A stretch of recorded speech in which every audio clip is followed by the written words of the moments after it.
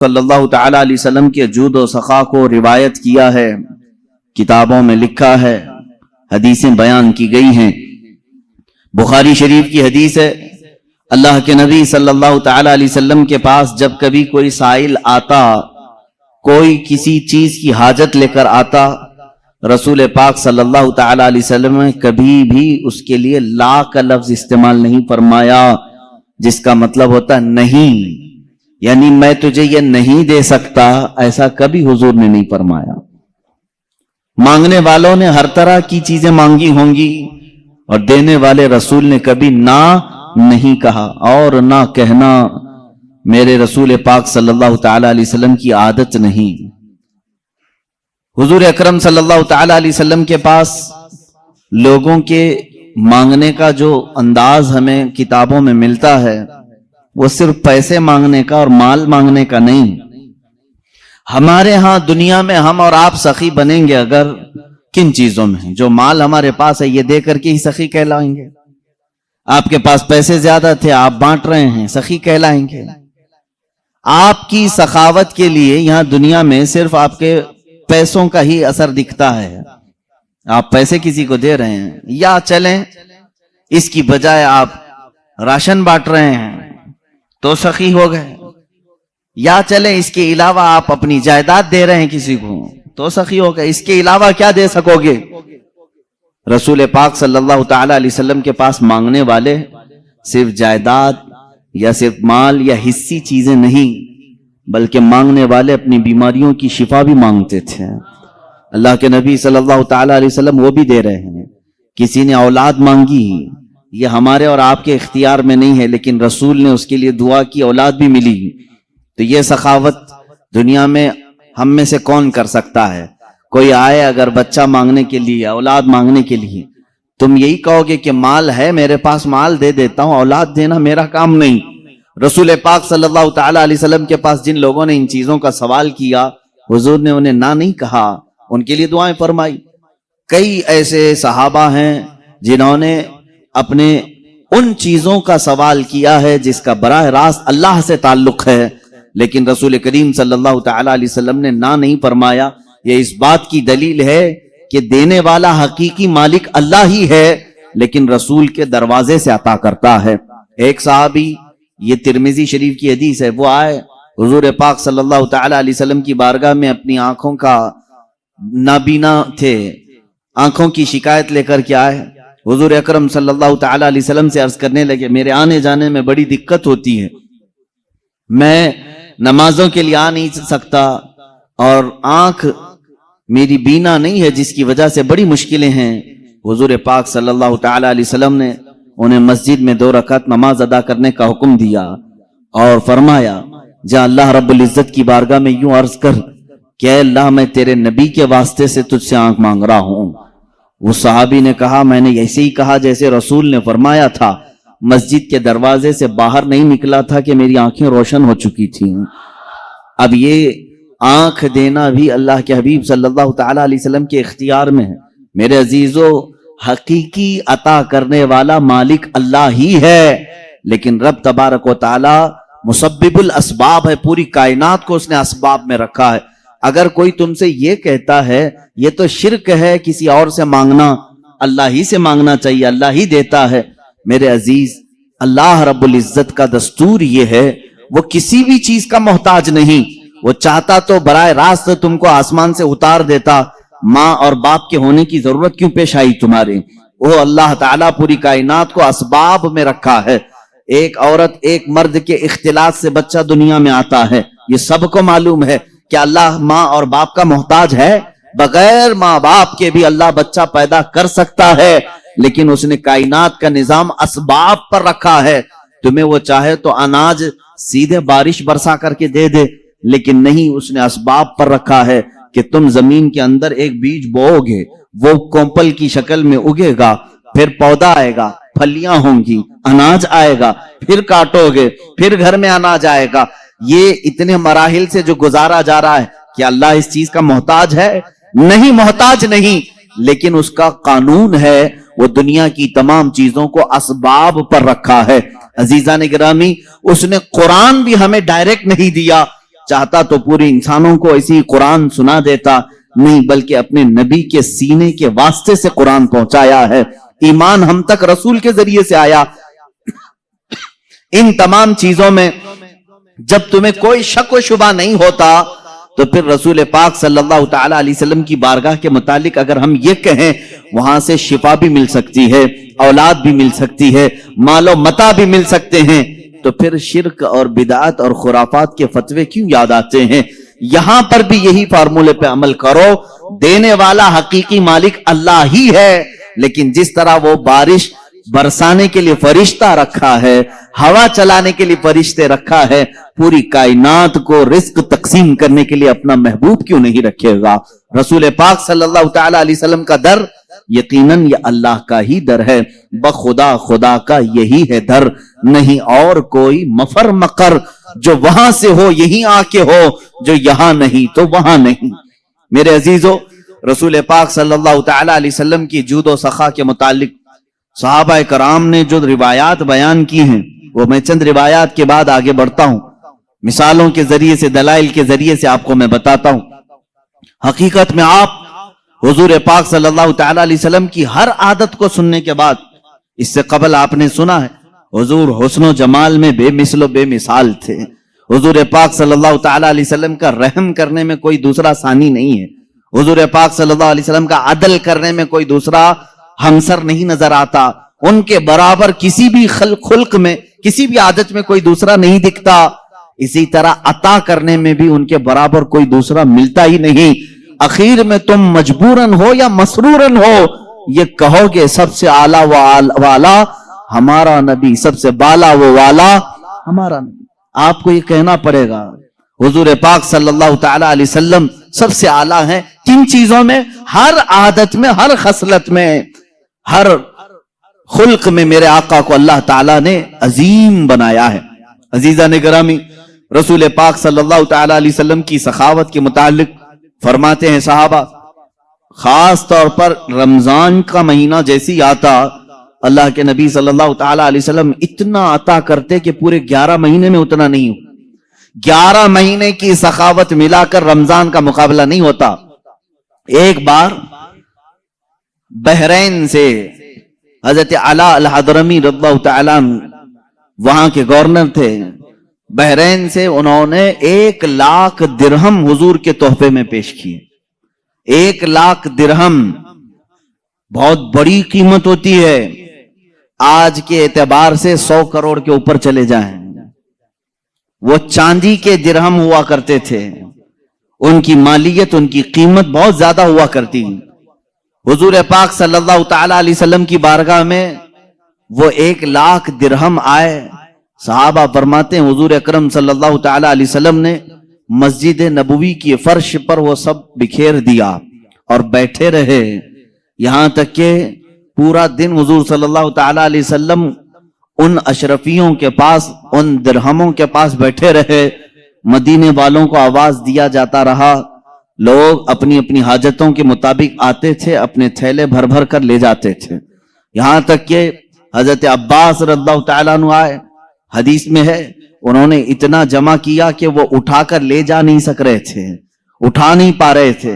حضور پاک صلی اللہ تعالی علیہ وسلم سے وہ یہ کہنے لگے کہ یا رسول اللہ صلی اللہ علیہ وسلم کسی سے کہہ دیں کہ یہ میرا بوجھ اٹھا دیں، اور اگر کوئی نہیں اٹھا سکتا تو آپ ہی اٹھا کر کے دے دیں۔ یہ تھا حضور اکرم صلی اللہ تعالی علیہ وسلم کے عطا کرنے کا انداز، یہاں تک کہ مغرب سے پہلے وہ 1 لاکھ درہم پورے مدینے میں خیرات ہو چکے تھے۔ 1 لاکھ درہم رسول پاک صلی اللہ تعالی علیہ وسلم نے پورے عطا کر دیے، پورے عطا کر دیے۔ میرے عزیزو، بانٹنے والا اس زمانے میں جتنا بھی ہو، ہم میں سے کوئی ہو، لیکن سخاوت کے اس اعلی مقام کے ایک چھوٹے سے حد تک ہم نہیں پہنچ سکتے۔ ہم اپنا پہلے دیکھیں، اس کے بعد، اور حکم بھی یہی ہے۔ لیکن رسول پاک صلی اللہ تعالی علیہ وسلم ایک مرتبہ آپ کے پاس 10 اشرفیاں آئیں، سونے کی اشرفیاں، اور ان میں سے 6 تقسیم ہو گئی، 4 ابھی نہیں تقسیم ہوئی تھی۔ حضرت عائشہ صدیقہ رضی اللہ تعالیٰ عنہ فرماتی ہیں وہ 4 گھر میں تھیں تو رات بھر حضور پاک صلی اللہ علیہ وسلم آرام ہی نہیں کی، صبح تک جاگتے رہے۔ حضرت عائشہ فرماتی ہیں میں نے عرض کیا یا رسول اللہ صلی اللہ تعالی علیہ وسلم اگر یہ بھی تقسیم کرنا ہے تو صبح کوئی نہ کوئی حاجت مند آ جائے گا, اسے تقسیم کر دیں. حضور اکرم صلی اللہ تعالی علیہ وسلم فرماتے ہیں عائشہ مجھے ڈر لگتا ہے کہیں صبح ہونے سے پہلے میری موت نہ آ جائے اور میرے گھر میں یہ 4 درہم پڑے رہ جائیں. یہ اللہ کے نبی صلی اللہ تعالی علیہ وسلم کے عطا کرنے والا معاملہ تھا. ایک بار حضرت عائشہ صدیقہ رضی اللہ تعالیٰ عنہ فرماتی ہیں یہ آخری زمانہ ہے میرے آقا صلی اللہ علیہ وسلم کا, گھر میں تشریف لائے اور ارشاد فرمانے لگے میری ازواج مطہرات میں سے جس کے پاس بھی سونا یا چاندی ہے اگر وہ چاہے تو اللہ کی بارگاہ میں صدقہ کر دے. اپنی بیویوں کے سونے چاندی کو خیرات صدقہ کرنے کے لیے حضور اکرم صلی اللہ علیہ وسلم نے فرمایا میرے عزیزو یہ فرض اور واجب نہیں آپ کے اوپر, لیکن میں میرے نبی کی سخاوت آج عرض کر رہا ہوں, سخاوت عرض کر رہا ہوں. ازواج مطہرات نے پوچھا یا رسول اللہ صلی اللہ تعالی علیہ وسلم کیا آج سے آپ کی بیویوں پر سونا چاندی پہننا حرام ہو گیا, کیا ہم گھروں میں سونا چاندی نہیں رکھ سکتی؟ جواب سنیں میرے آقا صلی اللہ علیہ وسلم ارشاد فرماتے ہیں یقیناً تم رکھ بھی سکتی ہو پہن بھی سکتی ہو, سونا اور چاندی زیورات تمہارے لیے حلال ہیں, رکھ بھی سکتی ہو پہن بھی سکتی ہو, مگر تمہارے شوہر محمد صلی اللہ تعالی علیہ وسلم اپنے متعلق فرماتے ہیں میرا یہ ارادہ ہے, میری یہ تمنا ہے کہ میں دیکھ رہا ہوں میرا آخری وقت آ چکا ہے, میں اپنے رب کے حضور جانے والا ہوں, تو میری یہ تمنا ہے کہ میں اس حال میں اللہ سے ملاقات نہ کروں کہ دنیا میں میرے گھر میں سونا اور چاندی پڑا ہوا ہو. میں سونے اور چاندی کا مالک بن کر کے اللہ کی بارگاہ میں نہیں جانا چاہتا, میں فقیرانہ زندگی میں اللہ کی حضور حاضر ہونا پسند کرتا ہوں. یہ رسول کریم صلی اللہ تعالی علیہ وسلم کے وہ اخلاق کریمانہ ہیں. عزیزان گرامی وقار, پوری زندگی پاک آپ دیکھیں مال سے محبت میرے آقا صلی اللہ علیہ وسلم نے نہیں فرمائی. ہاں آپ کے لیے قدر ضرورت, بلکہ آپ زندگی میں اسلام کی روش پر چلتے ہوئے کروڑوں کما لیں, اسلام اس کو ناجائز نہیں کہتا, لیکن اگر تمہارے اوپر مال کی محبت کا غلبہ آ گیا, وہ غالب آ گیا, تو یہیں سے تمہاری بربادی کے بھی دن شروع ہو جاتے ہیں. کبھی ایسا اگر دل میں آنے لگ جائے کہ مال پورا میرے پاس ہے, زکوٰۃ نکالوں کہ نہیں نکالوں, سمجھ جانا کہ مال نے تمہارے دل پر غلبہ کر لیا ہے. تمہارے پاس 100 روپے تھے, 5 روپے کوئی سوال کرنے والا آ گیا تھا, تمہارے دل میں یہ خیال آنے لگ جائے 5 اس کو دوں یا نہ دوں, تو سمجھ لو کہ غلبہ تمہارے دل پر مال کا آ گیا ہے. 95 پر بھی تم یعنی کانے نہیں ہو, قناعت نہیں کر رہے ہو, صبر نہیں ہے تمہیں, 5 کے جانے پر بھی صبر دل میں نہیں آ رہا ہے, تو سمجھ لو کہ دل میں محبت مال کی غلبہ پا چکا ہے. یہی سے برائیوں کے اثرات شروع ہوتے ہیں.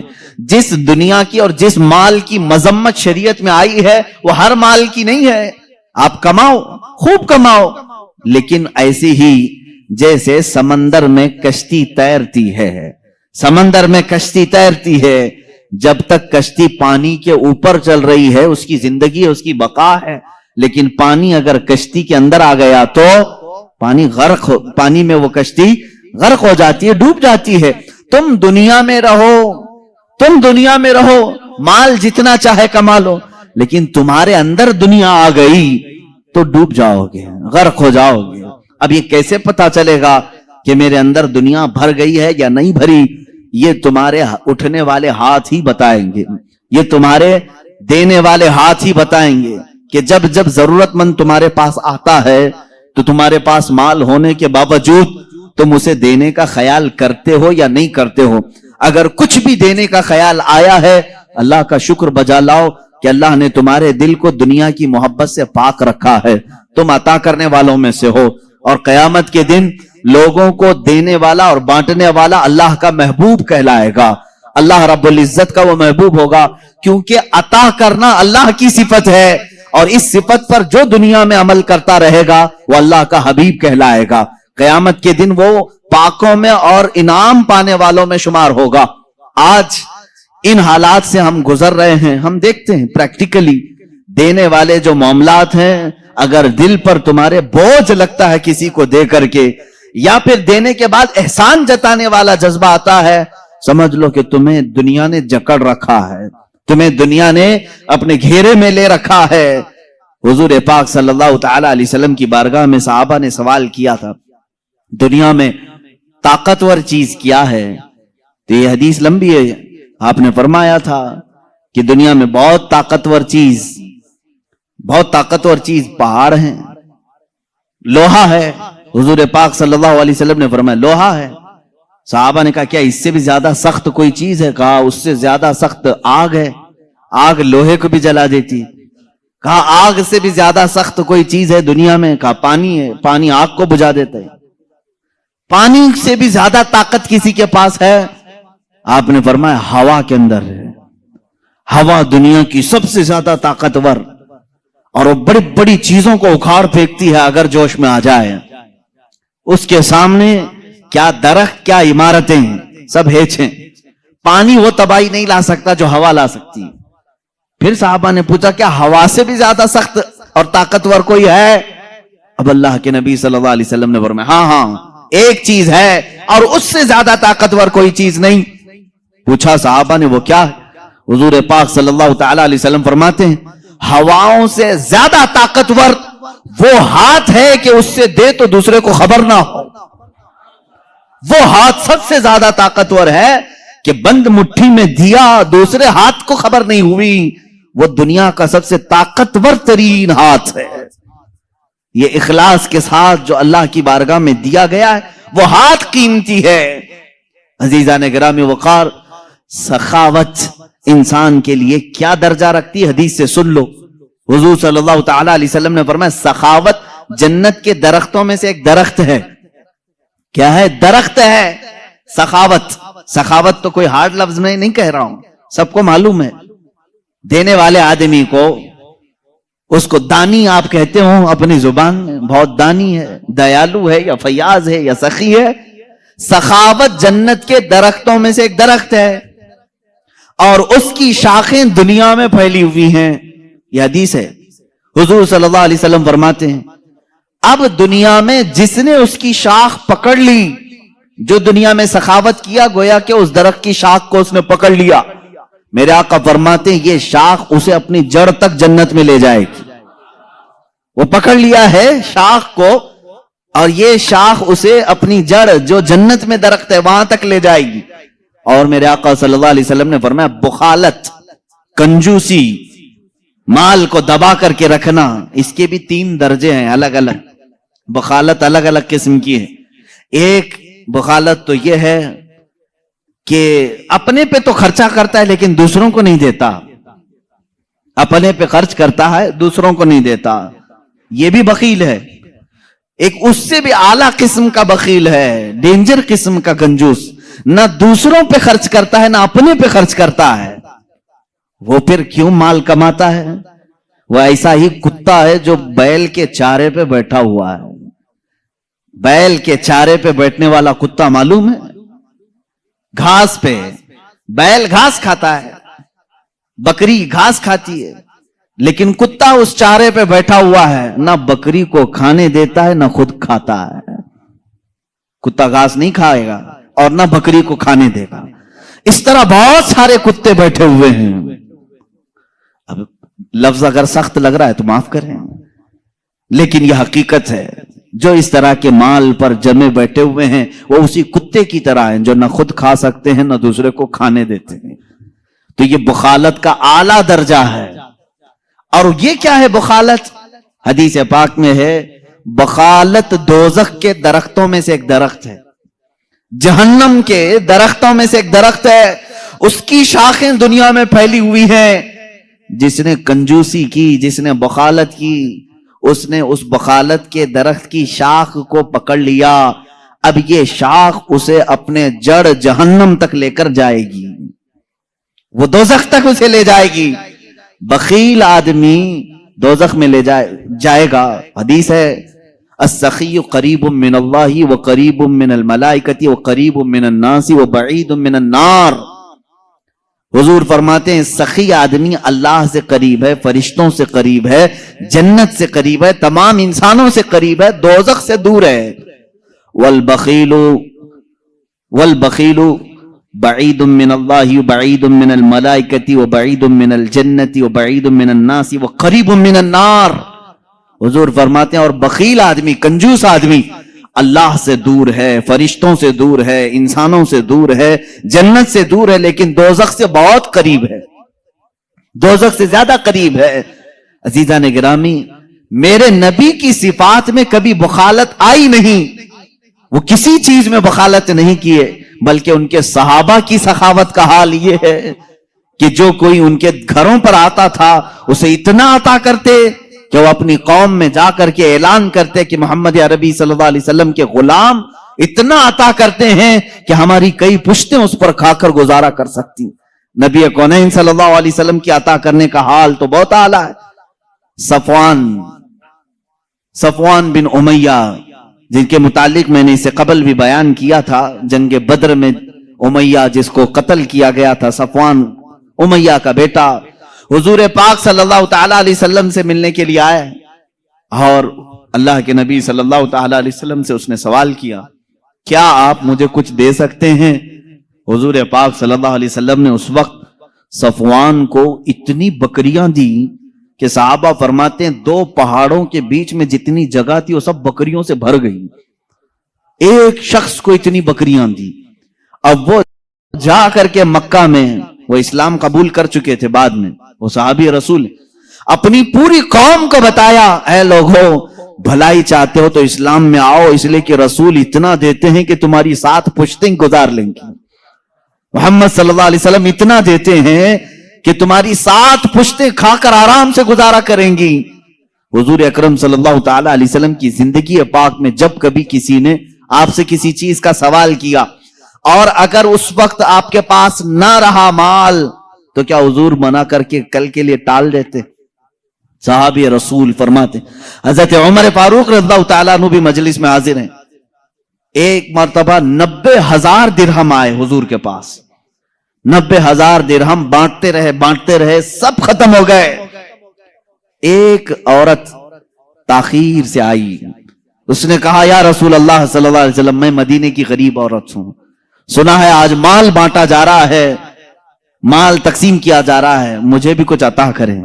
حضور پاک صلی اللہ علیہ وسلم نے فرمایا سب بٹ گیا ہے، یہ نہیں فرمایا کہ اب کیا دوں گا، ہو گیا چلو ختم ہو گیا، نہیں، رسول کریم صلی اللہ تعالی علیہ وسلم نے حضرت عمر سے فرمایا، کہا اے عمر کیا مجھے 2 دن کے لیے قرضہ مل سکتا ہے؟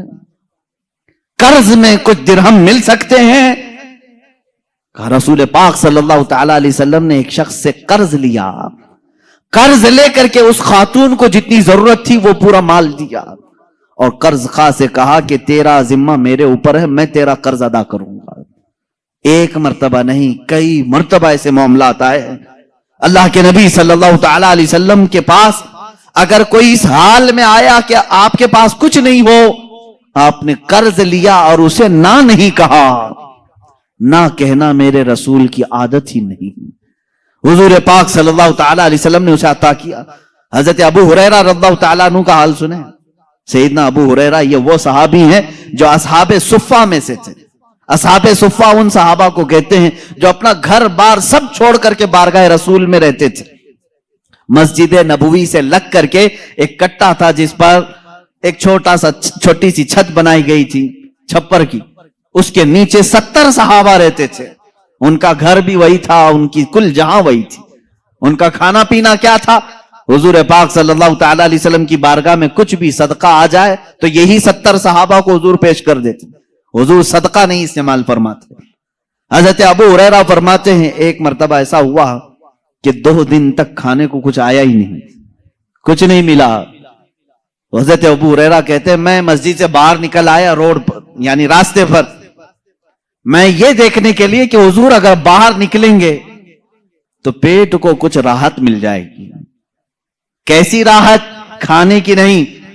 حضرت ابو ہریرہ فرماتے ہیں صحابہ کا معمول یہ تھا اگر شدت کی بھوک لگتی تو کیا کرتے تھے جانتے؟ چہرے رسول کو دیکھتے تھے۔ حضرت ابو ہریرہ کہتے ہیں حضور کو دیکھنے سے بھوک کا اثر کم ہوتا تھا۔ میں انتظار میں کھڑا رہا رسول پاک صلی اللہ تعالی علیہ وسلم تشریف لائیں، جلوہ جہاں آرا کی زیارت کروں اور پیٹ کے یعنی بھوک کی شدت کو کم کروں۔ کہتے ہیں میری خواہش یہ ہوئی تھی کہ میرے آقا اپنے دروازے سے باہر تشریف لائے۔ حضرت ابو ہریرہ دوڑتے ہوئے گئے، کہتے ہیں میں جھک گیا تھا بھوک کی وجہ سے۔ اللہ کے نبی صلی اللہ تعالی علیہ وسلم نے پوچھا ان سے، ابو ہریرہ اس دوپہر کے وقت کس چیز نے تجھے باہر نکالا؟ کون سی چیز تجھے باہر لے آئی؟ حضرت ابو ہریرہ کے اپنے پیٹ کی طرف اشارہ کر کے کہنے لگے، یا رسول اللہ صلی اللہ علیہ وسلم، بھوک ہے، بھوک ہے۔ حضور اکرم صلی اللہ تعالی علیہ وسلم مسکرائے۔ حضرت ابو ہریرہ فرماتے ہیں اللہ کے نبی صلی اللہ علیہ وسلم نے اپنا جبہ اٹھایا اور دکھایا تو اس پر 2 پتھر بندھے ہوئے تھے۔ حضرت ابو ہریرہ نے پوچھا، یا رسول اللہ صلی اللہ علیہ وسلم یہ کس کے لیے؟ میرے آقا صلی اللہ علیہ وسلم نے فرمایا، ابو ہریرہ پچھلے 3 دن سے میرے گھر میں بھی فاقہ ہی ہے، لیکن اس پر بھی مسکراہٹ ہے، شکوہ و شکایت نہیں۔ فاقہ تو میرے آقا کا شوق تھا، ورنہ وہ مالک و مختار رسول ہیں، ان کے لیے دسترخوان جنت سے اتارے جائیں۔ فاقہ میرے آقا کا شوق تھا۔ حضور پاک صلی اللہ تعالی علیہ وسلم جب یہ کہتے ہیں تو حضرت ابو ہریرہ نے کہا ان کے گھر میں 3 دن سے فاقہ ہے، میں تو 2 دن سے بھوکا تھا، اب کیا کہوں؟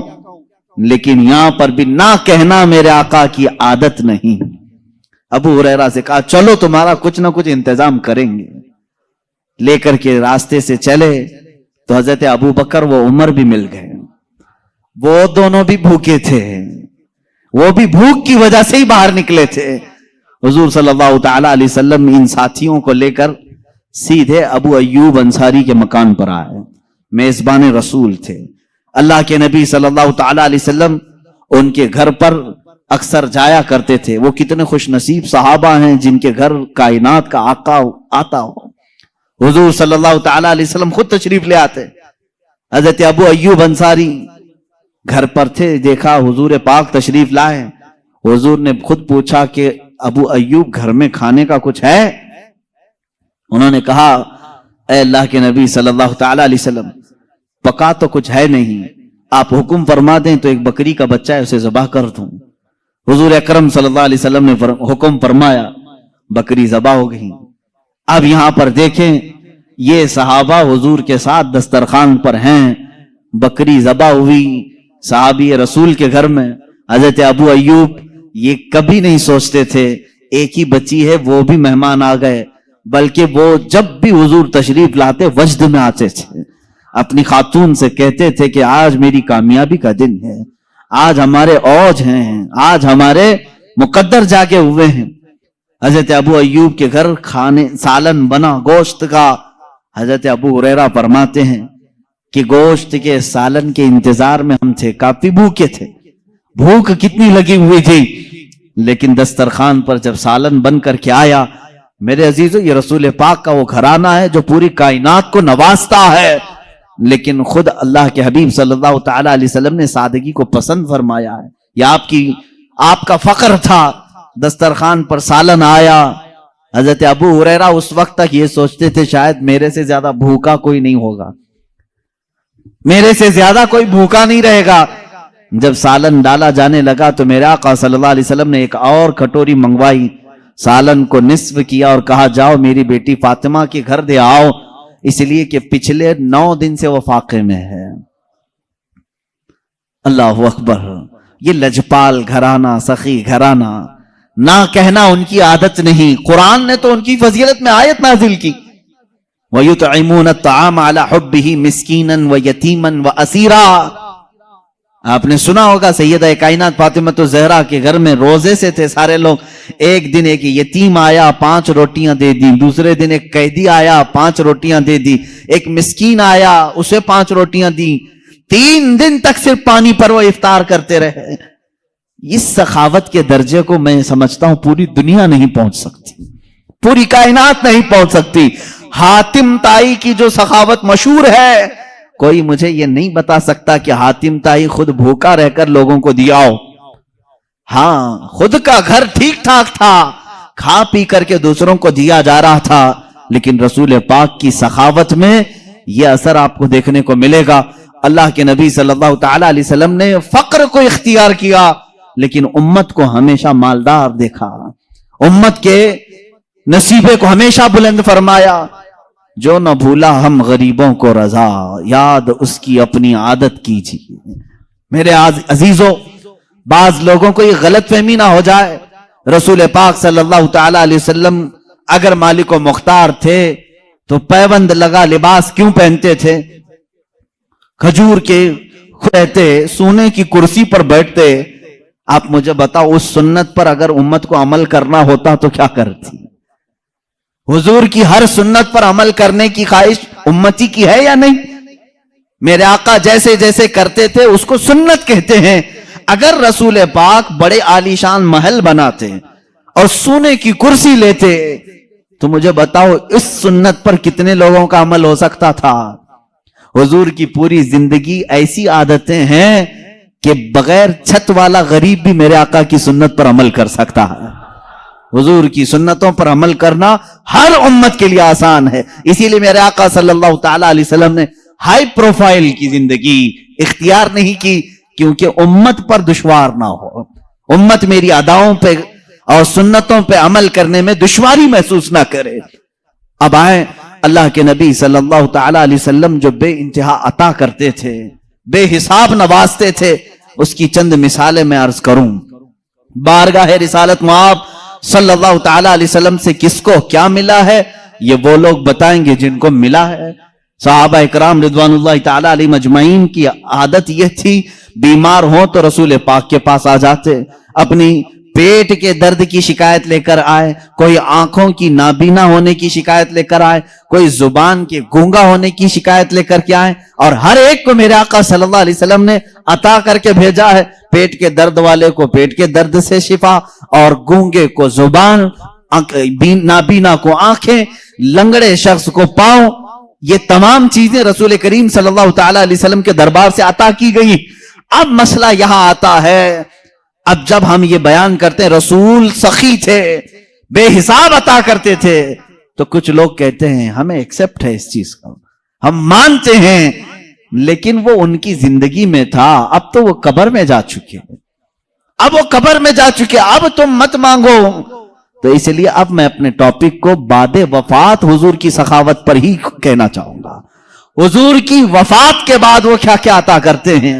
میرے عزیزو، مثالیں یہاں ہمارے پاس جتنی موجود ہیں کتابوں میں، حضور کی حیات سے زیادہ وفات کے بعد کی ہیں، کیونکہ میرے آقا صلی اللہ تعالی علیہ وسلم اپنی ظاہری حیات میں 63 سال تک رہے، لیکن وفات ہو کر کے اب 14 صدیاں قریب آ گئی ہیں، یعنی 1390 سال سے زیادہ قریب ہو گئے۔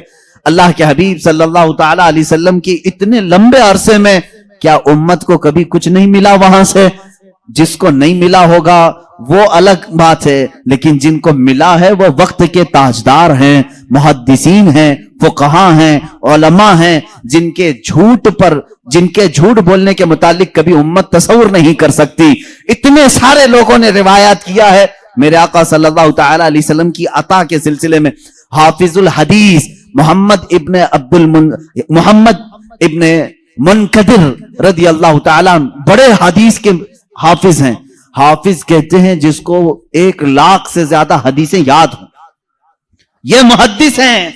حافظ محمد رحمہ اللہ یہ فرماتے ہیں، مدینہ طیبہ میں ہم رہتے تھے، میرے باپ کے پاس ایک شخص نے 80 دینار یا 80,000 جو بھی ہے 80 دینار امانت کے طور پر رکھا، اور وہ تجارت کی غرض سے یا پھر کسی کام کی غرض سے باہر چلا گیا، اور اس نے میرے باپ سے کہا تھا کہ جب میں آ جاؤں تو مجھے میری امانت واپس کر دینا، لیکن جب تک تیرے پاس ہے چاہے تو استعمال کر لینا، اجازت اگر دیا ہے امانت دار تو آپ امانت کا استعمال کر سکتے ہیں، لیکن جب وہ واپس آئے تو اسے امانت لوٹا دی جائے۔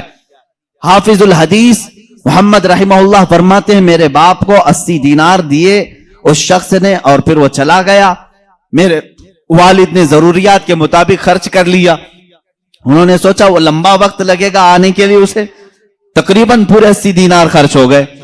اتفاق ایسا کہ وہ بہت جلدی واپس آ گیا، اور اس نے سوال کیا کہ میں نے جو امانت آپ کے پاس رکھی تھی وہ مجھے واپس دیتے ہیں۔ یہ حافظ الحدیث مدینہ طیبہ میں رہنے والے حضور صلی اللہ تعالی علیہ وسلم کی وفات کے کئی سو سال بعد تشریف لائے، کئی دہائیوں کے بعد تشریف لائے، اب یہ کہتے ہیں میرے والد گھبرا گئے کہ میں اس کی امانت کو کیسے لوٹاؤں.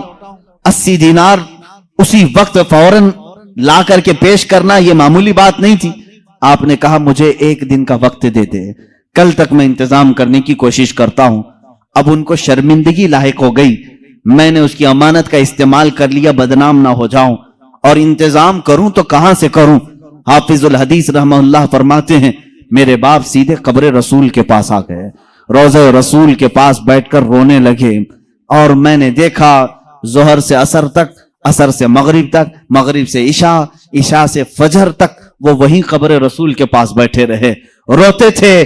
بار بار بارگاہ رسول صلی اللہ تعالی علیہ وسلم سے اتنا کہتے تھے کہ میرے آقا میری عزت کی حفاظت کر لیں, میری لاج رکھ لیں, میں نے وہ امانت خرچ کر دی, اب میرے پاس دینے کی طاقت نہیں. فجر کی نماز ہوئی. حافظ الحدیث محمد ابن منقدر رحمہ اللہ فرماتے ہیں ایک شخص مسجد نبوی شریف میں داخل ہوا, نماز ادا کی, فوراً یہ ہمارے والد کے پاس آیا اور ایک تھیلی ان کے سامنے پیش کی جس میں 80 دینار رکھے ہوئے تھے. کہا یہ لو میری طرف سے نذرانہ ہے. حضرت حافظ الحدیث کے والد کہتے ہیں میں نے گنا پورے 80 دینار تھے. اس کے بعد میں شکر بجا لایا کہ مجھے کوئی تو دینے والا آیا ہے, لیکن جاتے جاتے اس شخص نے پوچھا کہ اے بندے کیا تو نے کل سے حضور سے شکایت لگا رکھی ہے, کل سے تو حضور کی بارگاہ میں شکایت لگا رکھی ہے. یہ کہتے میں کھڑا ہو گیا, میں نے پوچھا دینے والے تو نے نذرانہ کہہ کر کے دیا, میں نے حضور سے شکایت کی ہے یا نہیں کی ہے, اس سے تیرا کیا تعلق ہے؟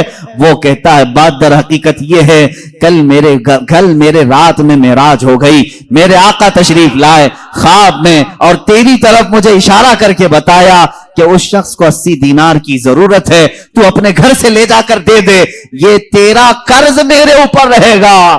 رسول پاک نے جب یہ فرمایا کہ تیرا قرض میرے اوپر رہے گا اور وہ میں قیامت کے دن ادا کروں گا, میرے لیے اس سے بڑھ کر کے نعمت کیا تھی. اے بندے تو مانگنے والا نہیں, میرے لیے جنت لے کر کے آیا ہے, مدینہ طیبہ میں تو آیا ہے جس کی وجہ سے مجھے قیامت کے دن میرے آقا کی شان سے انعام ملیں گے. عزیزان گرامی, حافظ الحدیث رحمت اللہ تعالی علیہ فرماتے ہیں میں نے وفات رسول کے بعد بھی قبر رسول سے سخاوت کو دیکھا ہے, جود و سخا کو دیکھا ہے. کون دیتا ہے دینے کو منہ چاہیے, دینے والا ہے سچا ہمارا نبی. میرے اعلیٰ حضرت فاضل بریلوی رحمت اللہ تعالی علیہ میرے آقا صلی اللہ تعالی علیہ وسلم کی بارگاہ میں اسی چیز کا حوالہ دیتے ہوئے کہتے ہیں حضور پاک صلی اللہ تعالی علیہ وسلم کی بارگاہ میں مانگیں گے مانگے جائیں گے, منہ مانگی پائیں گے. سرکار میں نہ لا ہے نہ حاجت اگر کی ہے, یہاں اگر مگر پہ بھی نہیں دیا جاتا اور نہ بھی نہیں کہا جاتا. ایک دو نہیں کئی مثالیں ہیں. ایک مرتبہ حاجیوں کا ایک قافلہ حج کے لیے نکلا, اس میں ایک غریب آدمی کو خدمت کے لیے انہوں نے رکھ لیا, اس کا نام برا تھا. برا شخص حاجیوں کے خدمت کے لیے نکلا تھا. اب غریب آدمی سیٹھوں کی خدمت کر رہا تھا, حج ہوا, ظاہر سی بات ہے امیروں کا جیسے حج ہوا غریب کا بھی حج ہو گیا. گیا تھا خدمت کے لیے, جیسے آج بھی ٹور والوں کے ساتھ باورچی چلے جاتے ہیں ان کا بھی حج ہو جاتا ہے. کھانا پکانے کے لیے گئے تھے لیکن حج بھی ہو گیا. اب حج ہونے کے بعد مدینے آئے تو سارے سیٹھوں نے مل کر اس کا مذاق اڑایا. کہا برا تو طفیلی حج کر لیا, پیسے تو کچھ لگایا نہیں, ہماری خدمت کے لیے آیا اور حج ہو گیا, پتہ نہیں تیرا قبول ہوا بھی کہ نہیں ہوا. غریب کو تانا مت دو میرے عزیزو, اس کے دل پر یہ چوٹ لگی, دل پر بہت گہرا اثر ہوا. غریب ہو مالدار نہیں لیکن حج تو کیا ہے نا.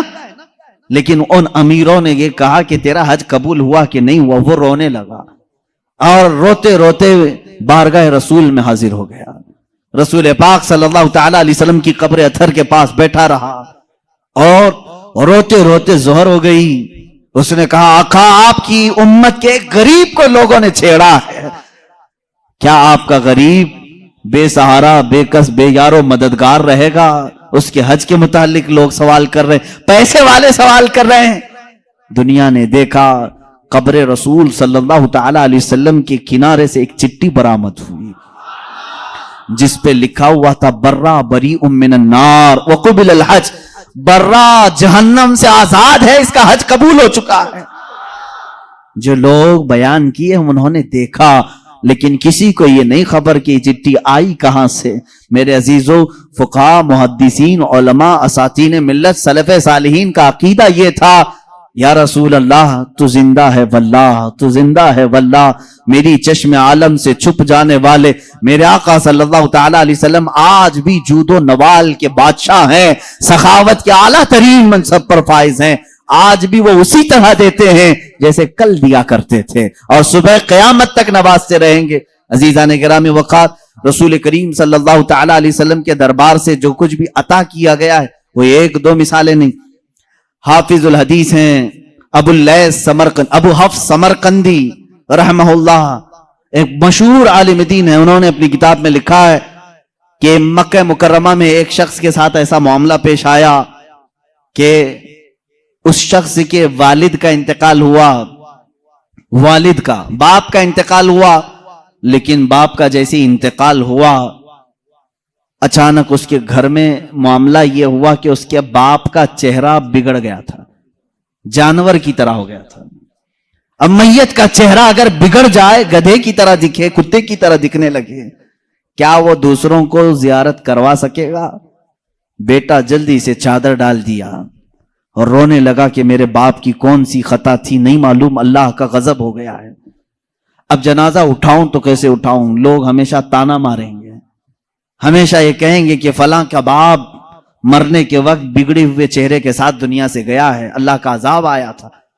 گھر کے دروازے بند کر دیا، گھر والوں میں بیٹھ کر کے اس نے کہا کسی کو خبر نہ کرنا، گھر میں ہی گڑھا کھود کر یہیں دفن کر دیں گے۔ روتے ہوئے چادر ڈال کر بیٹھا ہے، وہ بیٹا بڑا غمگین تھا۔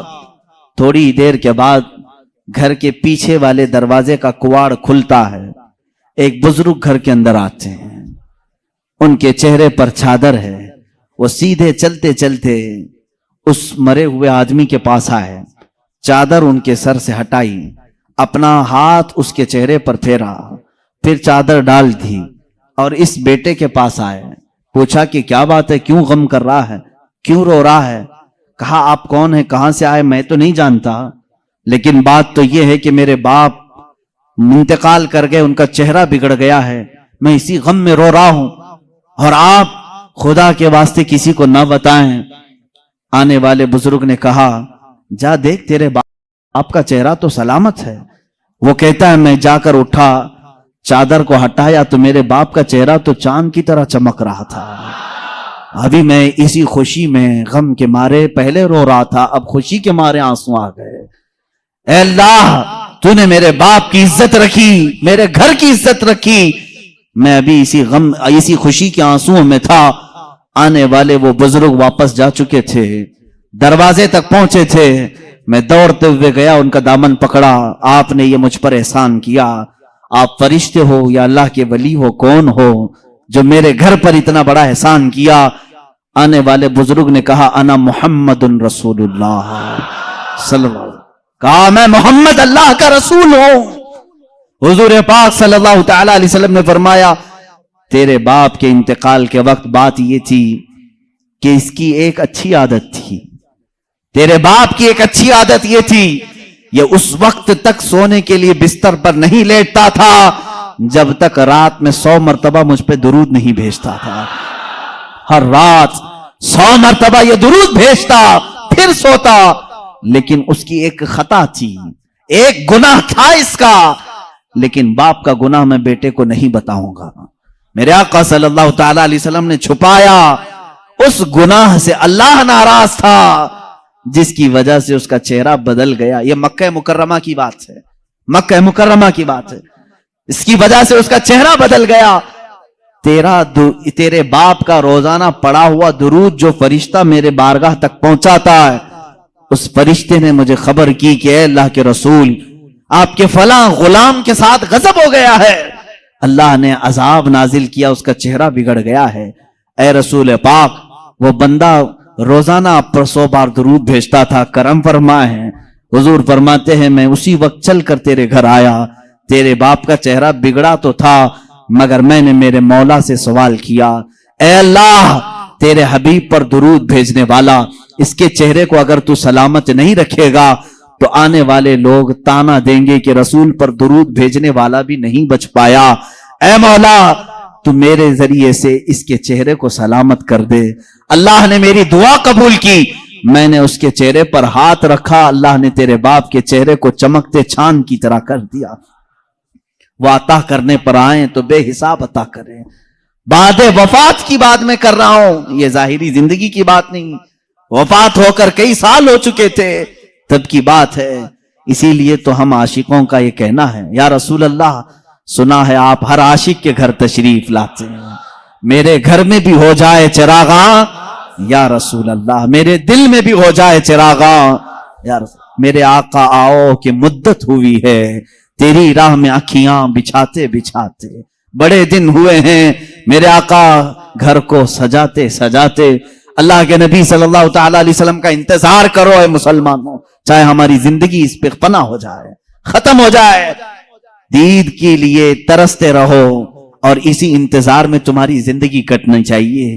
اب کی رات آئیں کہ تب کی رات آئیں, جب یہ راتیں زندگی کی کٹ جائیں وہ رات تو ضرور آئے گی جو قبر کی پہلی رات ہوگی, وہاں تو دیدار کرو گے انشاءاللہ, لیکن اس دیدار کے انتظار میں اپنی زندگی کاٹو.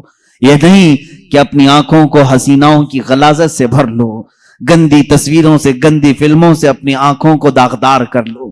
یہ نہیں, ان آنکھوں کو اللہ تعالیٰ نے تمہارے رسول کے دیدار کے لیے دیا ہے. اسی لیے شہزادہ اعلیٰ حضرت نے یوں کہا ہے, تمہیں نہ دیکھا تو کس کام کی ہیں یہ آنکھیں, انہیں نہ دیکھا تو کس کام کی ہیں یہ آنکھیں, کہ دیکھنے کی ہے ساری بہار آنکھوں میں, کچھ ایسا کر دے میرے کردگار آنکھوں میں, ہمیشہ نقش رہے روئے یار آنکھوں میں, ہمیشہ نقش رہے روئے یار آنکھوں میں. مفتی اعظم ہند تو یہ فرماتے ہیں کہ تم اپنے آنکھوں میں جلوہ رسول ایسا بسا لو, ایسا بسا لو کہ قبر کے دن, قبر کی رات میں فرشتے جب آئیں سوال کرنے کے لیے تو مفتی اعظم فرماتے ہیں فرشتے جو پوچھیں قبر میں کہ کس کی امت ہو, فرشتے جو پوچھیں قبر میں کہ کس کی امت ہو, تو آپ جواب کیا کہتے ہیں؟ وہ کہتے ہیں لو دیکھ لو کہ ہے تصویر یار آنکھوں میں, لو دیکھ لو کہ ہے تصویر یار آنکھوں میں. ہماری آنکھوں میں وہ جلوہ رسول اس طرح سے رہے, وہ آتے ہیں. بلکہ ایک شاعر نے یہی کہا ہے میرے عزیزو, آج غالباً 7ویں محفل ہے, آج 7ویں محفل ہے, اور اس طرح 70 نہیں 700 محفلیں ہو جائیں. ہم ان محافل کے متعلق ہمیشہ, میں بھی میری عادت یہ ہے, میں یہ کہتا ہوں کیوں محفل سجا رہے ہو, کیوں بیٹھ رہے ہو, روز کیوں سننے آ رہے ہو, روز ہم کیوں سنانے آ رہے ہیں. ہمارا مقصد یہ ہے وہ آئیں گے, آتے ہوں گے, ابھی آئیں گے, وہ آئیں گے, آتے ہوں گے, ابھی آئیں گے. یہی سوچ کے ہم نے محفل کو سجا رکھا ہے. ہمارا عقیدہ یہی سوچ کے ہم نے محفل کو سجا رکھا ہے. رسول کریم صلی اللہ تعالی علیہ وسلم جب عطا کرنے پر آتے ہیں تو بے حساب عطا کرتے ہیں. غمگین امتیوں کی فریاد رسی کے لیے بھی آتے ہیں. جس امتی نے جب فریاد کیا میرے آقا وہاں تشریف لائے.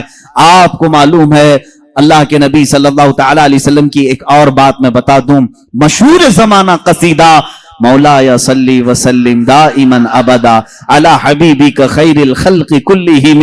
تقریباً میرے آقا صلی اللہ تعالی علیہ وسلم کی وفات کے بھی 700 سال بعد آنے والے امام شرف الدین بوسیری, یہ وہ عظیم بزرگ ہیں, مداح رسول ہیں. تقریباً 170 اشعار میں انہوں نے قصیدہ لکھا ہے جس میں میرے آقا کے ہر عضو کی تعریف کی ہے. جس طرح آپ اگر ہندوستان کا کوئی بوسیری دیکھنا چاہتے ہیں, ہندوستان کا شرف الدین بوسیری دیکھنا چاہتے ہیں, تو بریلی کے امام احمد رضا کو دیکھیں, جس نے اپنے نعتیہ کلام میں رسول پاک کے ہر عضو کو پیرو کر کے موتیوں کی طرح سجایا ہے, امام شرف الدین بوسیری. اور حد تو یہ ہے میرے عزیزو, وہابیوں کی, نجدیوں کی, سلفیوں کی حکومت آئی جنہوں نے عشق رسالت مآب صلی اللہ تعالی علیہ وسلم کے خلاف نہ جانے کتنی بکواس کی. لیکن مجھے اس وقت فخر ہوتا ہے جب مدینہ رسول جاتے ہیں اور دربار رسول کی جالیوں پر اندر جانے کا جو دروازہ ہے, اس دروازے کے تالے پر, چابی پر آج بھی امام بوصیری کا قصیدہ لکھا ہوا ہے، هو الحبیب الذی ترجا شفاعتہ لکل حول من الاحوال مقتحم۔ پہلے تو دیواروں پر لکھا ہوا تھا قصیدہ، انہوں نے مٹایا کیونکہ ان کے عقیدے کے اعتبار سے شرک تھا۔ 700 سال پہلے آنے والے امام بوصیری نے جب پکار کر کے یہ کہا تھا، یا کرم الخلق مالی من الوذ به سواک عند حلول الحادث العممی، اے مخلوق میں سب سے اکرم رسول، تکلیفوں میں میرے پاس تمہارے سوا ہے کون؟ مصیبتوں میں آپ کے علاوہ میرے پاس کون ہے جس کی بارگاہ میں میں فریاد کروں تو میری فریاد کو پہنچے گا؟ اے رسول تمہارے علاوہ کون ہے؟ وَلَن يَضِيقَ رَسُولَ اللَّهِ جَاهُ كَبِي اِذَا الْكَرِيمُ تَجَلَّى بِاسْمِ مُنْتَقِمِ۔ امام بوصیری نے یہ قصیدہ کب لکھا تھا؟ اس کی تاریخ میں ہے۔ آپ جوان عالم دین، عاشق رسول، لیکن اچانک لقوے نے حملہ کر دیا، فالج کا اثر آ گیا۔ جب فالج آ جائے تو معلوم ہے جسم بیکار ہو جاتا ہے، بستر پر رہے۔ لقوے کے اثر سے ایسا کہ دوستوں نے دوستی چھوڑ دی، لوگ تو دور ہوتے ہی ہیں، بیماروں کے علاوہ گھر والوں کے علاوہ کون رہے؟ یہ بیماری لمبی ہو گئی، ہاتھ پیر اٹھتے نہیں تھے، سوتے سوتے جسم کے اندر بھی طرح طرح کی تبدیلیاں آنے لگی۔ ایک زمانہ ہو گیا ایسے بیماروں کے جب آنسو نکلتے ہیں تو سیدھے مدینے پہنچ جاتے ہیں، جن کا دنیا میں کوئی طبیب بھی نہیں، جن کا دنیا میں کوئی غم کی داستان سننے والا نہیں، جن کی دنیا میں کوئی بولی سننے والا نہیں، ایسے غریب اگر سناتے ہیں تو صرف مصطفیٰ کو سناتے ہیں۔ اس لیے کہ عاشقوں نے یہی کہا، یا رسول اللہ نہ کوئی عمل ہے سنانے کے قابل، نہ منہ ہے تمہارے دکھانے کے قابل، لگاتے ہیں اس کو بھی سینے سے آقا جو ہوتا نہیں منہ لگانے کے قابل۔ میرے آقا اس کو بھی سینے سے لگاتے ہیں، اس غریب کی بپتا بھی سنتے ہیں۔ امام بوصیری نے لکھنا شروع کیا، امن تذکر جیران بذی سلمی مزجت دمعا جرا من مقلت بدمی ام حبت الرع من تلقاء کاظمت او اومد البرق فی الظلماء من اظمی۔ یہ قصیدہ لکھتے لکھتے لکھتے لکھتے آنسوؤں کی لڑیاں اتنی کہ بستر نم ہو گیا، آنکھیں لگ گئی، بیداری کے عالم میں لکھ رہے تھے، آنکھیں لگ گئی، نیند آ گئی۔ اور اس وقت خواب میں میرے آقا تشریف لائے، کہا اے بوصیری کیا تو نے مجھے یاد کیا ہے؟ جب بھی امتی درد دل سے یاد کرے میرے آقا تشریف لاتے ہیں۔ امام شرف الدین بوصیری لکھ رہے تھے قصیدہ کہاں سے؟ الحمدللہ منشی الخلق من عدم ثم الصلاة علی المختار فی القدم۔ یہاں سے آپ نے قصیدہ لکھا اور آپ فرماتے ہیں قصیدے کے شروع میں چاہتا تھا یہ لکھیں مولاي صلی وسلم دائما ابدا، لیکن مجھ سے دوسرا شعر فٹ نہیں ہوتا تھا، دوسرا مصرع بن نہیں پا رہا تھا، پورے شعر لکھ دیا، پہلا ہی شعر مکمل نہیں ہوا، سو گیا۔ خواب میں میرے آقا نے فرمایا بوصیری جو ہماری شان میں لکھے ہو ذرا سناؤ، ذرا سناؤ۔ امام بوصیری سنانے لگے، ایک ہی شعر پر اٹکتے رہے، مولاي صلی وسلم دائما ابدا، مولاي صلی وسلم دائما ابدا۔ آگے کا آقا نہیں آ رہا ہے، میرے آقا نے فرمایا بوصیری اس آگے والا مصرع میری طرف سے رکھ لو، علی حبیبک خیر الخلق کلہم۔ دنیا کا یہ قصیدہ ہے امام شرف الدین بوصیری کا، جس کا پہلا شعر ان کی طرف سے ہے، دوسرا شعر مصطفیٰ جان رحمت کی طرف سے ہے۔ قصیدہ سنایا تو سنایا، میرے آقا صلی اللہ تعالی علیہ وسلم نے انعام کے طور پر اپنی پہنی ہوئی چادر انہیں دے دیا، کہا بوصیری یہ میری طرف سے انعام ہے، اور ان کے جسم پر اپنا ہاتھ پھیرا، کہا اللہ تجھے شفا عطا کرے۔ امام بوصیری کہتے ہیں خواب تو بڑا اچھا تھا، خواب میں کون کیا نہیں دیکھتا ہے۔ صبح ہوئی لیکن میرے عزیزو جس نے رسول کو دیکھا اس نے حقیقت میں دیکھا۔ اللہ کے نبی فرماتے ہیں فَإِنَّهُ لَا يَتَمَثَّلُ بِيَ الشَّيْطَانِ، اس لیے کہ شیطان میری صورت میں آ ہی نہیں سکتا۔ جس نے رسول کو دیکھا اس نے حقیقت میں دیکھا۔ امام بوصیری فرماتے ہیں صبح اٹھا تو بھینی بھینی خوشبوئیں گھر میں تھی، مہکی مہکی ہوائیں تھی، میں نے سوچا خواب تو خواب ہوتا ہے، لیکن جب میں نے گود میں دیکھا تو رات میں عطا کی ہوئی چادر بھی موجود تھی، وہ چادر بھی موجود تھی، اور اس کے بعد اٹھنے کی کوشش کیا تو میں دیکھ رہا ہوں ہاتھ بھی سلامت، پیر بھی سلامت، جسم بھی سلامت۔ نہ کوئی لقوا ہے نہ کوئی فالج ہے، یہ رسول پاک کا دربار ہے جس کو امام عشق و محبت اعلی حضرت نے فرمایا میرے کریم سے گر قطرہ کسی نے مانگا، میرے کریم سے گر قطرہ کسی نے مانگا، دریا بہا دیے ہیں دریا بہا دیے ہیں، کون دیتا ہے دینے کو منہ چاہیے، دینے والا ہے سچا۔ میرے عزیزو کسی کی جے وجے کیوں پکاریں، کیا غرض ہم کو، ہمیں کافی ہے سید اپنا نعرہ، مانگیں گے مانگے جائیں گے، منہ مانگی پائیں گے، سرکار میں نہ لا ہے نہ حاجت اگر کی ہے، واہ کیا جود و کرم ہے شہ بتہا تیرا، نہیں سنتا ہی نہیں مانگنے والا تیرا۔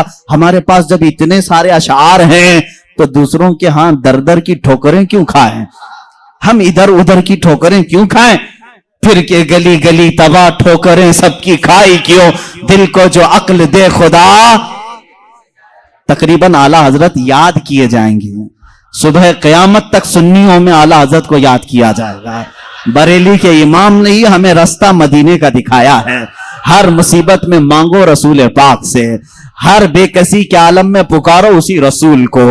حالے بریلی کے امام نے ہمیں نمازوں کے بعد سلام میں بھی یہی سکھایا ہے، جب سلام میں پیش کرو تو یوں ہی کہو یا رسول اللہ تم ہو حفیظ و مغیث، کیا ہے وہ دشمن خبیر، کہا ہے یقین کے ساتھ تم ہو حفیظ و مغیث، کیا ہے وہ دشمن خبیر، تم ہو تو پھر خوف کیا، تم پہ کروڑوں درود۔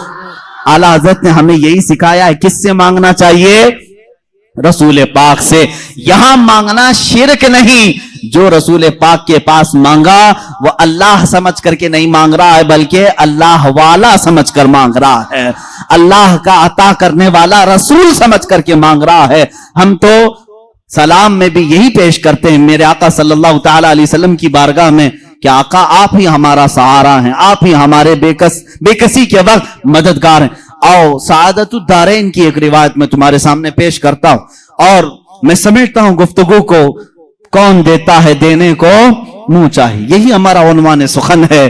تقریباً 400 سال کے بعد کی بات ہے، میرے آقا صلی اللہ تعالی علیہ وسلم کی وفات کے 400 سال کے بعد بڑی حکایت، یہ حکایت روح فرسا ہے، بالکل روح کو جھنجھوڑتی ہے، ہماری امیدوں کو اور قریب کرتی ہے بارگاہ مصطفیٰ سے۔ فرماتے ہیں راوی کہ ایک شہر میں ایک ایسا آدمی تھا، مفلس تھا لیکن قرضے لیتا تھا لوگوں سے۔ ایک آدمی سے اس نے قرضہ لیا تھا، اب کھایا پیا ختم ہو گیا، پیسے نہیں تھے، قرضہ مانگنے والے آ گئے۔ قرضوں میں ڈوبے ہوئے لوگ بھی سنو، جس کا کوئی نہیں اس کا میرا آقا ہے۔ وہ شخص قرضے تو لیا تھا لیکن دے نہیں پا رہا تھا۔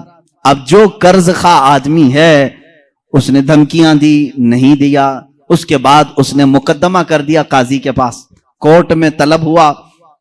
کورٹ میں جانے کے بعد قاضی صاحب نے پوچھا کہ اس کا تیرے اوپر قرضہ ہے؟ کہا ہاں ہے۔ کب ادا کرے گا؟ کہا دیکھ رہا ہوں۔ کہاں سے ادا کرے گا؟ ہے ہی نہیں کچھ بھی۔ قاضی نے کہا کل تک کی تجھے مہلت دیتا ہوں، اگر تو نہیں ادا کیا تو تجھے جیل میں ڈال دوں گا، جا کہیں سے بھی لے کر کیا اور اس کا قرضہ ادا کر۔ اس نے بہت ریکویسٹ کیا مجھے اور لمبا ٹائم دے، میرے چھوٹے بچے ہیں، بیوی ہیں، کون دیکھے گا؟ قاضی نے ایک نہیں سنی، دربار سے نکال دیا گیا۔ ایک دن کا ٹائم، ایسا شخص کہاں جائے، راستے میں روتے ہوئے جا رہا تھا، ایک بزرگ سے ملاقات ہوئی۔ اس بزرگ نے پوچھا کیوں رو رہے ہو؟ کہا ایسا ایسا معاملہ ہے۔ کہاں سے لاؤں؟ اس بزرگ نے کہا ایک کام کر، گھر میں جا، جب رات ہو جائے اکیلا بیٹھ، تاجدار مدینہ پر درود بھیج۔ رسول پاک صلی اللہ علیہ وسلم کو اپنے غم کی داستان سنا، کچھ نہ کچھ تو حل وہاں سے مل ہی جائے گا۔ لیکن یقین کے ساتھ وہ گیا، ڈوبتے کو تنکے کا سہارا۔ وہ گھر آیا، شام کو اپنی بیوی بچوں کو جب اس نے سنایا تو سب غمگین تھے۔ ایک دن کے بعد اگر باپ ان کا جیل میں چلا جائے، اس کا شوہر جیل میں چلا جائے تو ان کا گھر کیسے چلے؟ رات کے وقت تنہائی میں بیٹھ کر کے وہ رونے لگا، بہت رویا۔ صبح کا وقت قریب آ رہا تھا، خواب میں اسے رسول کریم صلی اللہ علیہ وسلم کی زیارت ہوئی۔ کہاں کہاں میرے آقا کو ڈھونڈو گے؟ میرے آقا نے سچ فرمایا، ابغونی فی ضعفائکم، تمہارے غریبوں میں، کمزوروں میں مجھے تلاش کرو۔ رسول پاک نے خود فرمایا تمہارے غریبوں میں میں مل جاؤں گا۔ اللہ کے حبیب صلی اللہ علیہ وسلم نے اس سے کہا کیوں روتا ہے، کیوں غم کرتا ہے؟ اس نے کہا قاضی نے مجھے دھمکی دی ہے کل تک اگر نہیں ادا کروں گا جیل میں ڈال دیا جائے گا، مجھے ابھی قرضے کے لیے اتنے مال کی ضرورت ہے۔ اللہ کے نبی صلی اللہ تعالی علیہ وسلم ارشاد فرماتے ہیں اے بندے ایک کام کر، شہر چلا جا، شہر میں جو بادشاہ کا وزیر ہے وہ میرا عاشق ہے، وہ میرا چاہنے والا ہے، اس سے جا کر کہہ دے تجھے جتنی ضرورت ہے وہ تجھے مال دے دے گا، وہ تجھے پیسے دے دے گا۔ اب یہ غریب آدمی ہے، وزیر کا دربار بڑا دربار، اس نے خواب میں یہ پوچھ بھی لیا آقا اگر وہ مجھ سے سوال کرے تجھے رسول پاک نے بھیجا ہے تو میں کیا دلیل میں بات کروں گا، دلیل میں کیا چیز پیش کروں گا؟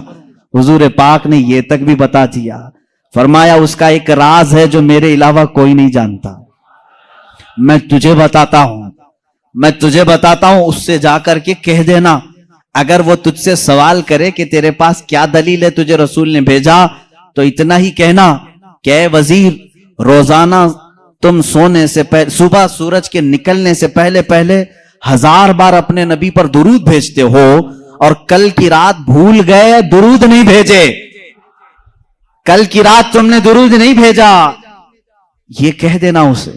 یہ بندہ گیا صبح اٹھ کر کے اس وزیر کے دربار میں، بڑا عالی شان دربار تھا، گیا ملاقات کا ٹائم لے کر اس وزیر سے کہا میں ایسا غریب آدمی ہوں، مقروض ہوں، مجھے مال کی ضرورت ہے، اللہ کے نبی نے تمہارے پاس بھیجا ہے۔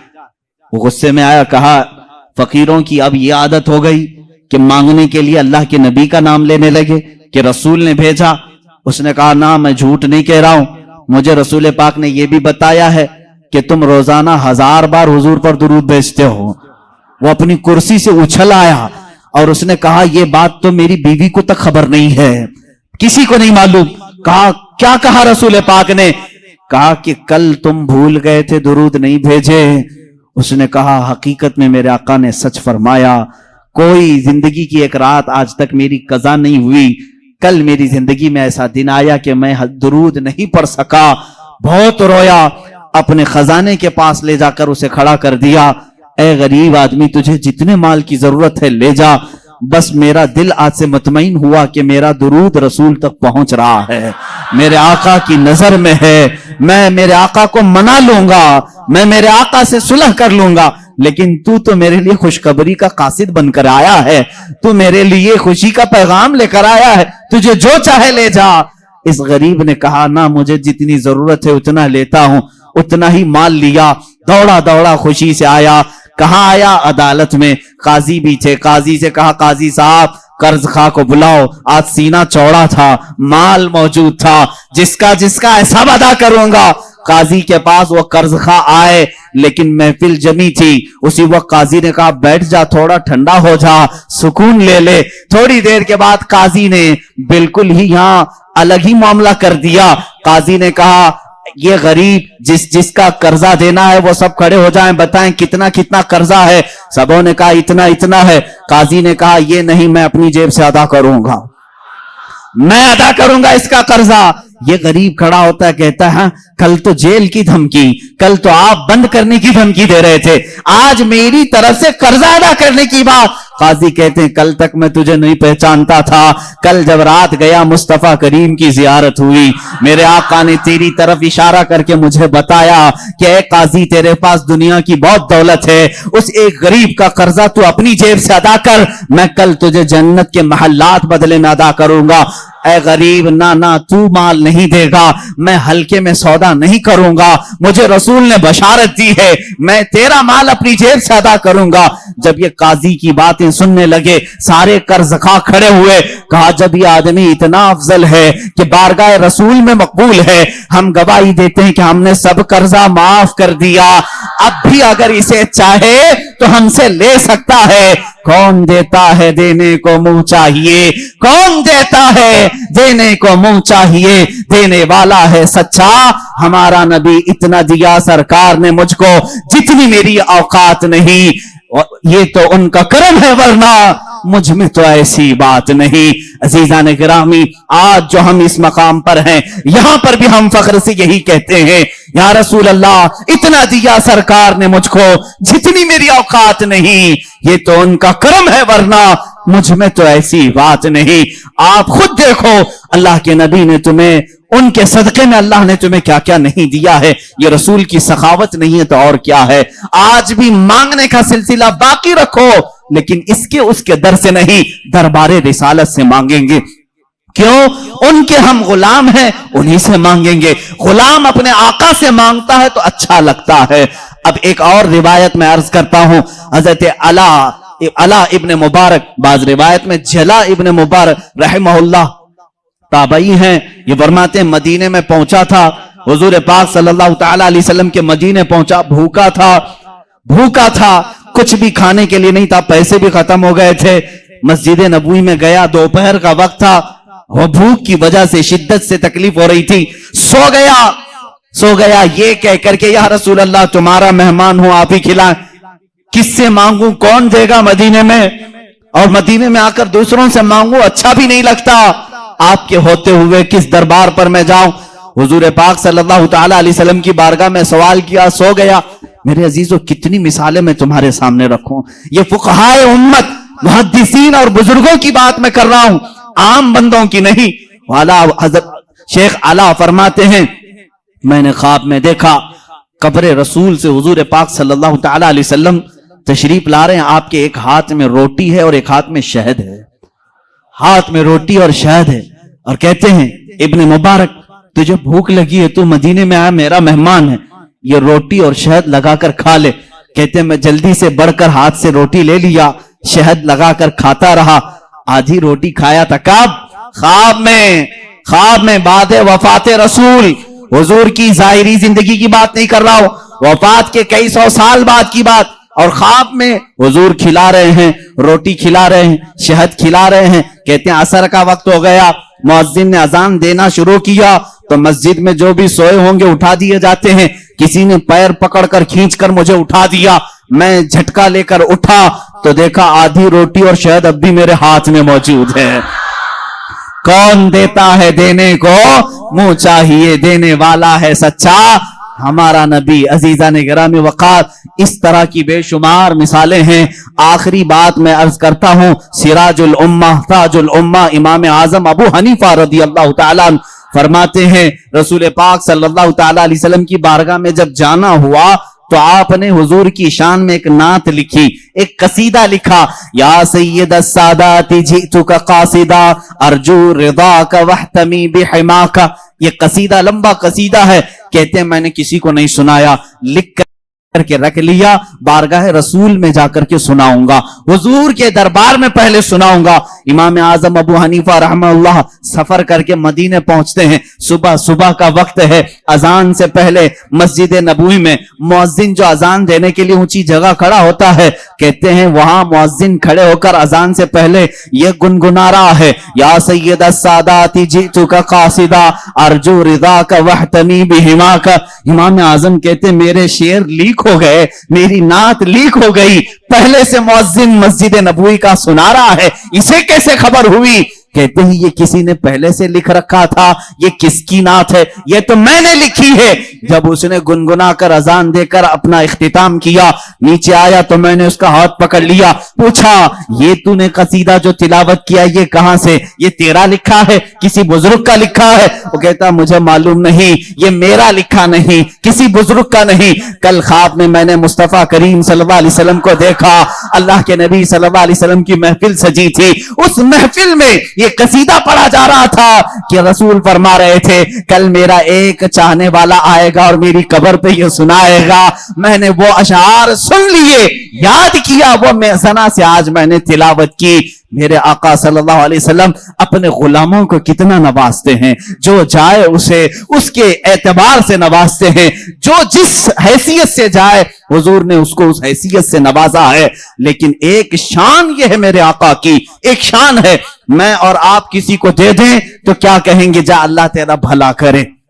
ہاں, بلکہ ہم یہ نہیں کہتے, دینے کے بعد یہ کہتے ہیں میاں دعا کر دینا ہمارے لیے. یہ ہے نا, فقیر کو دینے کے بعد آپ کیا کہیں گے؟ فقیر اگر تعریف کرنے لگے کتنے سخی آدمی ہیں آپ, میری مصیبتوں کے وقت کام آ گئے.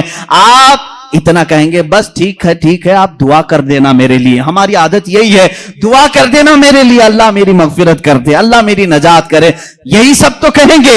लेकिन रसूल की शान ये है, आता है फकीरों पे उन्हें प्यार कुछ ऐसा, खुद भीख दें और खुद कहें मंगते का भला हो।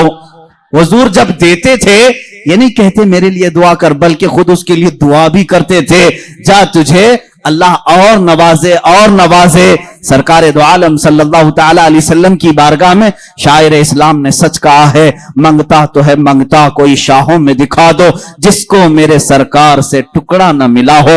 आता है फकीरों पे उन्हें प्यार कुछ ऐसा, खुद भीख दें और खुद कहें मंगते का भला हो। अजीजान गिरामी वक़ात, आज की इस दर्दनाक कैफियत में मैं हमारा मावा व मलजा, हमारा मस्कन और हमारा फरियाद रस तुम्हें बताना चाहता हूं। तुम दर्द दर्द की ठोकरें आज खा रहे हो, मजबूर हो, जलील हो गए हो, खार हो, उसकी वजह की वजह है कि रसूल पाक के दरबार में लो लगाना छोड़ दिया। वो सहाबा थे, पैर में सूजन आ जाए तब भी कहते थे वाह मोहम्मद हा, या मोहम्मद हा, ए मोहम्मद सल्लल्लाहु अलैहि वसल्लम मदद के लिए आ जाए। उनके पैर में शिफा याबी मिल जाती, पैर सही हो जाता। ए उम्मत मुस्तफा के गयूर नौजवानों, आज मैं तुमसे ये कहना चाहूंगा, दुनिया तुम्हें खरीदने की कोशिश कर रही है, चंद सिक्कों में, चंद पैसों में। कोई इतना देकर अपना बना ले, कोई कुछ देकर अपना बना ले, लेकिन तुम्हारी शान ये होनी चाहिए, मुझे जहां सरकार से मिलता है उतना कोई दूसरा दे ही नहीं सकता, और मैं बाजार मुस्तफा का गुलाम हूं। मेरे आका ने मुझे जो खरीद करके अनमोल किया है, मेरी कोई दुनिया में कीमत नहीं लगा सकता। अब तुम्हारे पास एक ही रास्ता है, एक ही जरिया है। बहुत सारी औरतें सवाल करती हैं, बहुत सारे मर्द सवाल करते हैं, बच्चे हैं, किसी को कैंसर है, किसी को खतरनाक बीमारी है, कोई कर्जों में डूबा हुआ है, कोई औलाद के मामले को लेकर परेशान है, कोई जायदाद में, कोई मुकद्दमों में, कोई जेल में। दुनिया की हर परेशानी का इलाज ये है, बारगाह मुस्तफा की तरफ लो लगाओ, मेरे आका से सिफारिश करो, इल्तिजा करो, एक बार वो लब हिला दें, मेरा रब रहीम व करीम है, अपने नबी की लाज रखेगा। तुम्हारी हैसियत नहीं देखी जाएगी, तुम कितने नमाजी हो, कितने ज़काती हो, कितने बड़े हाजी हो, ये नहीं देखा जाएगा, बल्कि मौला ये देखता है मेरे हबीब ने इस बंदे की सिफारिश की है, ये जैसा भी है तैसा भी है, इसे गमों से आजाद कर दिया जाए। आखिर में मैं इमाम अहले सुन्नत फाजिल बरेलवी रदी अल्लाह ताला अन्हु के इसी शेर पर अपनी गुफ्तगू को खत्म करता हूं। या रसूल अल्लाह, तुम्हारे दरबार में पूरी उम्मत की मेरी जानिब से ये इल्तिजा है, तेरे टुकड़ों पे पले, गैर की ठोकर पे न डाल। या रसूल अल्लाह, तेरे टुकड़ों पे पले, गैर की ठोकर पे न डाल, झिड़कियां खाएं कहां, छोड़ के सदका तेरा। या रसूल अल्लाह, तू जो चाहे तो मैल मेरे दिल के धुले, तू जो चाहे तो मैल मेरे दिल के धुले, कि खुदा दिल नहीं करता कभी मैला तेरा। व आखिर दावाना अनिल हम्दुलिल्लाहि रब्बिल आलमीन।